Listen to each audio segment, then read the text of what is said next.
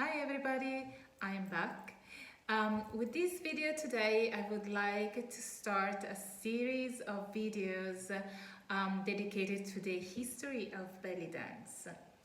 It seems that there is a lot of confusion about the history and the origins of this beautiful art form, and I would like to clear things out a little bit so that everybody has a better understanding of what belly dance is or oriental dance is, and why there are so many ways to practice, to dance and to perform belly dance. The history of belly dance is a little bit complicated. First, because it's long, really long. It's considered one of the oldest dance form there is in the world.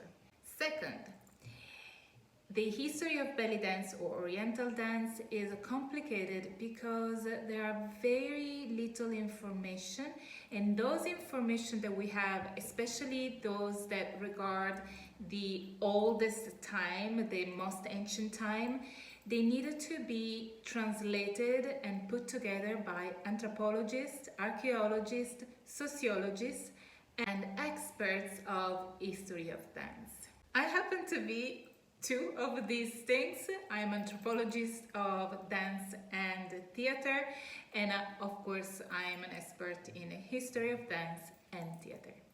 Of course, I cannot make just one video, so let's start with this one and we go back in time to the Neolithic time. The oldest period that we can trace back the origin of belly dance to is the Neolithic time. And it's about 10,000 to 3,500 years BC, before Common Era.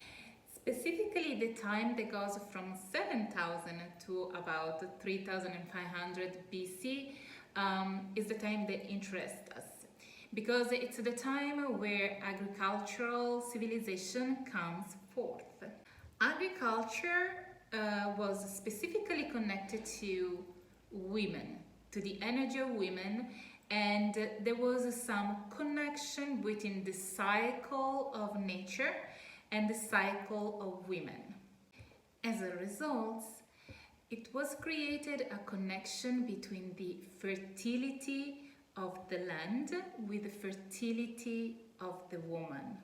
The womb goddess that you can see everywhere. If you click on Google, you can find these beautiful goddesses with big belly, some of them with big breasts, coming from this specific period. That was the womb goddess, and of course it was a representation, a symbol of Mother Earth. Therefore, the body of a woman was considered sacred and magic because it was a symbol of connection between the human life and the supernatural forces.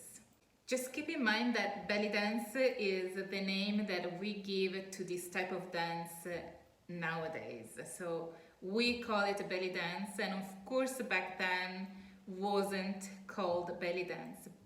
But dance, as well as drumming, was deeply connected to the sacrality of the women's body, the women's cycle, the land cycle, the earth cycle, the nature cycle.